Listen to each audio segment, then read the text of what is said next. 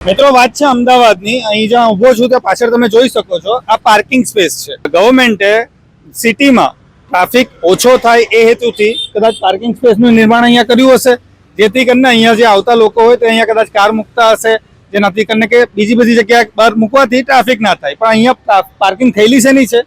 School બસોની।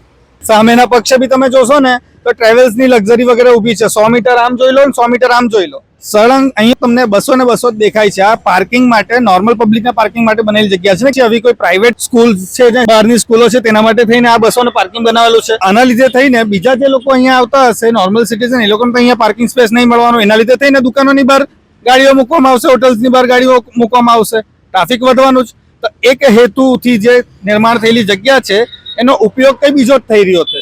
જોવું જ રહ્યું કે આ બાબતે તંત્ર અહીંનું શું પગલાં લે છે, કારણ કે એક નોર્મલ વ્યક્તિ ઊંધી જગ્યાએ પાર્કિંગ કરી દે ને, ફટ દઈને પાવતી ફાડી લેવામાં આવે। હવે તો સીસીટીવી પણ લાગી ગયા છે, તો આ કોઈની આંખોમાં કેમ નથી દેખાતું? આના થકી દેશના વિકાસ માટે, સિટીના વિકાસ માટે કોઈ ફાળો આવતો છે કે નહીં એ પણ જાણવું જરૂરી બને ને, કારણ કે આ જગ્યા જેટલી અમને સમજ પડે છે પબ્લિકના વપરાશ માટે, પાર્કિંગ માટે છે, જેથી કરીને ટ્રાફિક ઓછું થાય, જે અહીં અમદાવાદમાં થઈ નથી રહ્યું।